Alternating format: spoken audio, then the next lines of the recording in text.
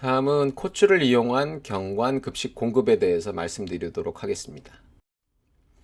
우선 이제 먼저 설명드린 콧줄 즉 비위관을 통한 관급식을 할 때 콧줄 삽입 방법입니다.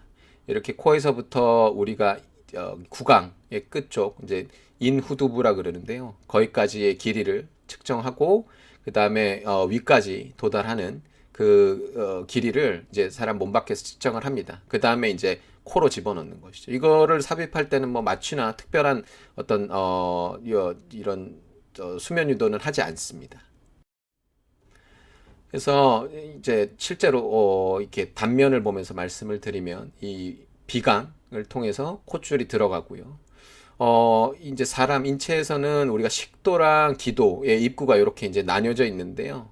어, 식도로 들어갈 수 있도록 이렇게 이제 삽입을 하게 되는데 이게 잘못 들어갈 경우에는 기도로 삽입되는 경우도 있어서 꼭 집어넣고 저희가 의사들이 확인하도록 돼 있습니다. 그래서 이런 이제 확인 작업을 거친 뒤에 최종적으로 위까지 이렇게 관이 도달하게 되면 요 이제 이 관을 사용해서 위에다가 바로 이제 급식 관을 통한 영양을 공급하게 됩니다. 이렇게 삽입한 뒤에는 이제 고정을 하게 되는데요. 이렇게 코에 고정을 하던가 혹은 이제 이마에 고정을 하게 됩니다.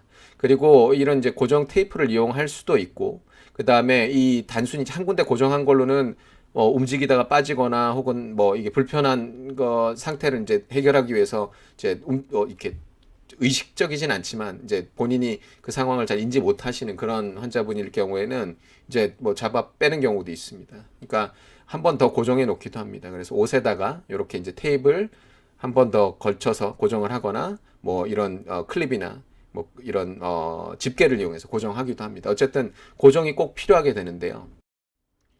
이렇게 콧줄을 삽입하고 나서 그 부위 관리는 이 급식관이 움직이지 않도록 주의하면서 비눗물로 급식관 주변의 피부를 닦고 따뜻한 물로 헹군 후 건조를 시키는 걸 권장드리고 있습니다. 그리고 코의 관리는 하루 한 번 콧구멍 주위에 따뜻한 물을 적신 면봉으로 이렇게 닦아주고요. 뭐 이 결국에는 이제 습균하게 유지해 주는 것이 중요하기 때문에 바셀린이나 이런 이제 보습제 등을 좀 사용해서 관리해 주는 것도 한 가지 방법입니다. 잎은 사용하지 않기 때문에 건조될 수 있고요. 그렇기 때문에 구강에 어떤 세균이 번식하지 않도록 관리하는 것도 굉장히 중요합니다. 그래서 치아나 잇몸, 혀의 표면을 치약과 칫솔을 사용해서 하루에 2번 닦아주도록 권장하고 있습니다. 이런 콧줄 영양 공급과 관련된 문제는 콧줄이 막히는 경우가 생길 수 있습니다. 콧줄 사용이 오래되거나 표준 영양액, 즉 저희가 뭐 경관급식이라고 이렇게 만들어진 제품이 아닌 일상식품들을 이제 갈아서 혼합한 영양을 공급할 경우에는 이제 덩어리가 있는 음식들도 있기 때문에 관이 막힐 수 있습니다. 대처법은 주사기 한 10cc 정도의 물을 넣고 주입과 흡인을 그러니까 넣고 빼고를 반복하는 거죠. 뚫리지 않는 경우에는 다시 넣어야 될 수 있기 때문에 반드시 의료진이랑 상의하도록 되어 있고요. 일상식품을 혼합하는 경우에는 영양 공급도 불충분하고 오염되기 쉽기 때문에 제조된 표준 영양액을 공급하는 것이 권장되고 있습니다. 그리고 코피나 구강 출혈이 있을 수 있습니다. 그래서 콧줄은 이 부드러운 재질로 이루어져 있지만 코나 구강 점막에 상처를 낼 수 있고요. 아무래도 이물질이기 때문에 또 계속적으로 이제 이물질이 들어있고 주변이 건조하면 이런 식으로 기계적인 어떤 상처를 낼 수 있습니다. 상처가 난 경우에는 출혈이 발생하고 코나 입에서 출혈이 관찰될 수 있습니다. 대처법은 출혈이 심하지 않은 경우 잘 닦아내고 관찰해서 더 이상 출혈이 없으면 코나 구강이 건조해지지 않도록 가습기를 틀고 물을 적신 꺼즈를 이용해서 수변하게 유지하는 것이 좋습니다. 계속 출혈이 지속되는 경우 역시 지혈을 하기 위해서 의료진과 상의가 필요하게 됩니다. 그리고 코 주변에 피부 손상이 될 수 있는데요. 장기간 이렇게 콧줄을 삽입할 때는 고정 방법에 따라서 옆에서 보는 사진처럼 피부가 오랫동안 눌리고 이 코끝이 원래 이 혈류 즉 피 돌기가 좋지가 않기 때문에 뭐 상처가 조금 생기거나 그러면 궤양이 발생하기도 합니다. 그리고 고정 테이프를 어딘가 이제 앞면에 혹은 코에 붙였다 띄기를 반복할 수 있는데 그러면서 피부 조직들이 점차 떨어져 나가고 결국엔 피부 손상을 유발하기도 합니다.